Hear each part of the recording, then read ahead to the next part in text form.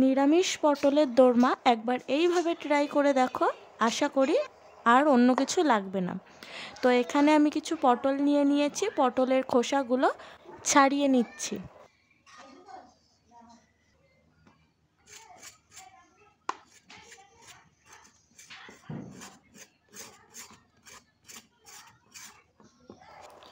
ছাড়ানোর পর এবার পটলের মুখটা কেটে নিচ্ছি।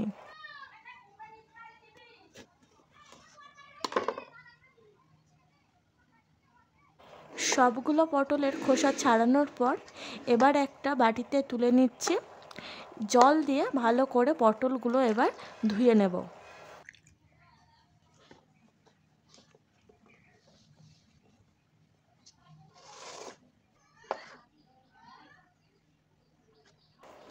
এবার এখানে আমি একটা চামচ নিয়ে নিয়েছি, চামচের পেছন দিকটা দিয়ে এবার পটলের ভিতরে চামচটা দিয়ে ভালো করে নাড়িয়ে পটলের খোলটা বের করে নেব।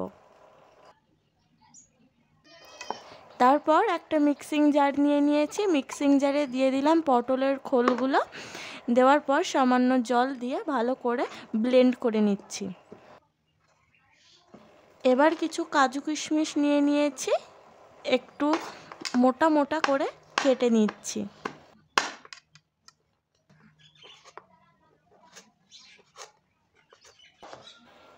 এবার ধুয়ে রাখা পটলগুলো সামান্য লবণ দিয়ে ভালো করে মেখে নেব। মাখার সময় খেয়াল রাখতে হবে পটলের খোলের ভিতরেও যেন লবণটা যায়। ভালো করে মাখানোর পর 15 মিনিট রেস্টে রেখে দিচ্ছি। তারপর একটা হামানদিস্তা নিয়ে নিয়েছি, দিয়ে দিলাম পরিমাণ মতো আদা আর 4 থেকে 5টা কাঁচা লঙ্কা দিয়ে একটু থেতো করে নেব। আপনারা চাইলে কুচি করেও দিতে পারেন।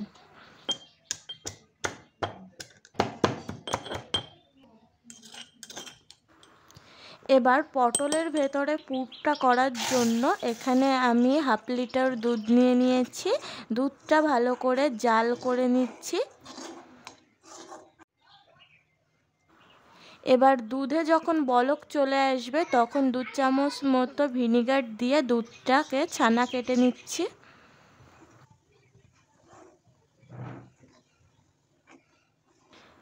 দুধটা ছানা হয়ে গেলে তারপর একটা ছাঁকনির সাহায্যে ছানাটাকে ছেঁকে নিচ্ছি।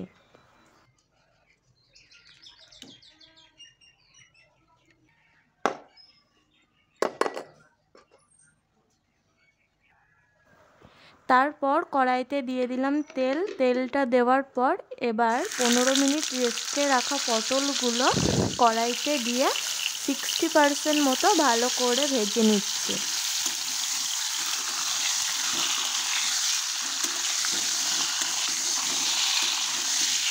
ভালো করে ভাজার পর এবার পটলগুলো তুলে রাখছি।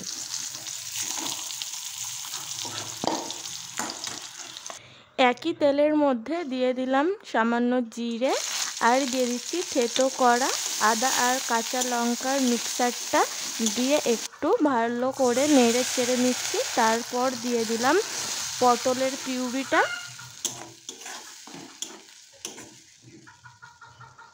দেওয়ার পর এবার দিয়ে দিচ্ছি পরিমাণ মতো লবণ, হলুদ আর সামান্য চিনি দিয়ে একটু ভালো করে নাড়িয়ে চাড়িয়ে কষিয়ে নিচ্ছি।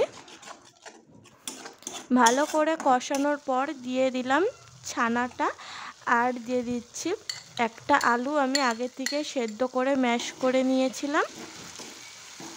ভালো করে নাড়ানো চাড়ানোর পর দিয়ে দিচ্ছি জিরে গুঁড়ো, ধনে গুঁড়ো আর দিয়ে দিচ্ছি কাজু কিশমিশটা দিয়ে ভালো করে নাড়িয়ে চাড়িয়ে একটু আঠালো ভাব চলে এলে এবার নামিয়ে নেব।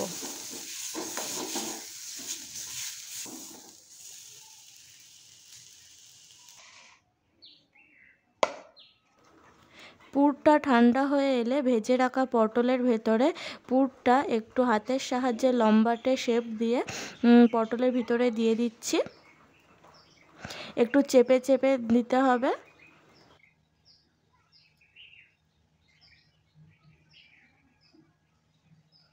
তারপর ভেজে রাখা পটলের টুপিটাও পটলের মাথায় লাগিয়ে দিচ্ছি 2টো টুথপিকের সাহায্যে, যাতে গ্রেভিতে যাওয়ার সময় খুলে না যায়।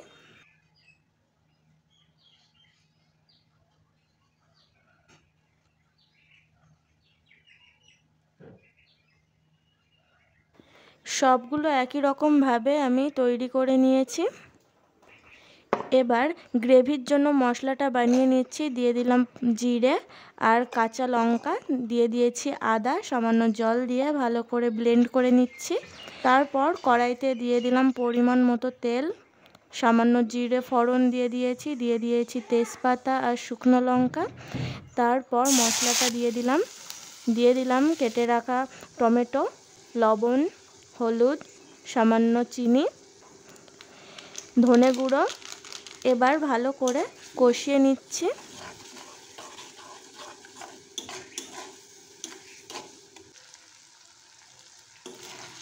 মশলা থেকে তেল ছাড়তে শুরু করলে দিয়ে দিলাম 1 কাপ জল আর 1 কাপ দুধ দিয়ে ভালো করে নাড়িয়ে নিচ্ছি।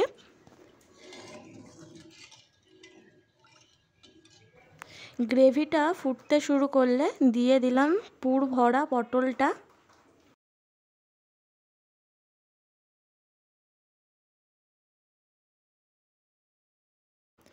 পুর ভরা পটলটা দেওয়ার পর বেশি নাড়াচাড়া করা যাবে না, আলতো হাতে নাড়াতে হবে আর গ্রেভিটা ভালো করে ফুটিয়ে নিতে হবে। গ্রেভিটা ঘন হয়ে এলে দিয়ে দিলাম গরম মশলা গুঁড়ো আর 1 চামচ ঘি দিয়ে আলতো হাতে নাড়িয়ে এবার নামিয়ে নিচ্ছি।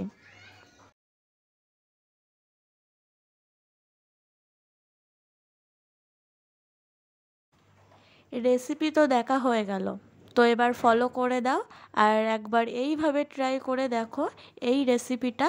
আশা করি তোমাদের ভালো লাগবে। এই রেসিপিটা কেমন লাগলো জানাতে কিন্তু একদমই ভুলো না। তো আজকের মতো বাই বাই।